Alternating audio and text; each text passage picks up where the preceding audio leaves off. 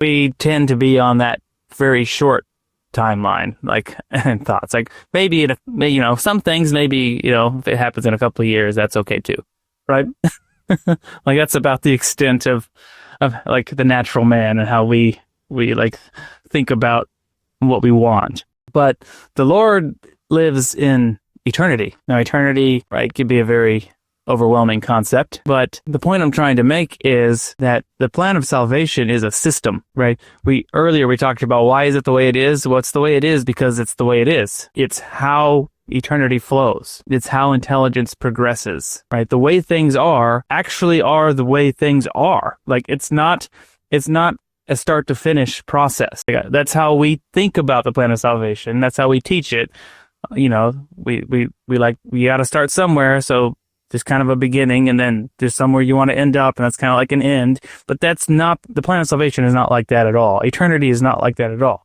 It's a system, and it's an eternal present. It's an eternal now. And so when we talk about, like, we want prayers to be answered, and like the system, the eternal system that is the plan of salvation, it's a perfect system that eventually, right, when you kind of take yourself out of temporal time, it always produces the desired result. At some point, in some scale, right, the purpose is progression. It's eternal progression. The system is that intelligence can grow spiritually and physically and eternally. That's like, I'm taking like a 50,000 foot view here of the plan of salvation, but like it's a much more philosophical approach, right, to thinking about it.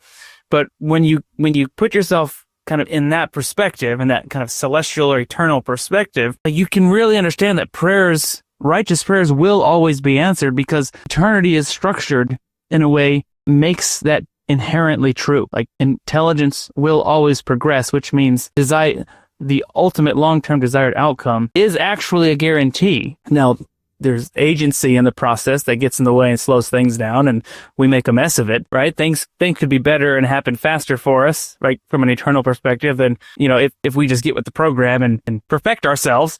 But if we can think, that's, when I think celestial, right, that's what I'm thinking. Think celestial means like, hey, understand that this is a system and a process. And yeah, there could be moments that are hard and rough and tough. Christ has won. The priesthood of the Son of God is eternal, and it works. If you apply it to yourself, eternal progression is a guaranteed outcome, but you just have to apply it to yourself.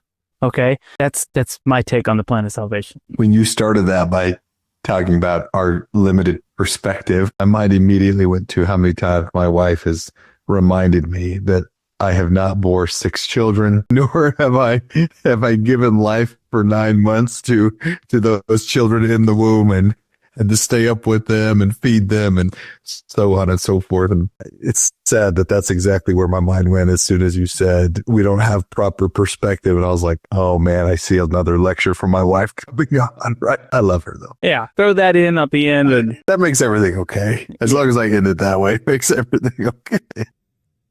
Hit that like button, leave us a comment, subscribe to the channel. We really appreciate it. They may seem like little things, but liking, commenting, it helps the algorithm push our content out to more people. So it's our small way of sharing the gospel in a social media age.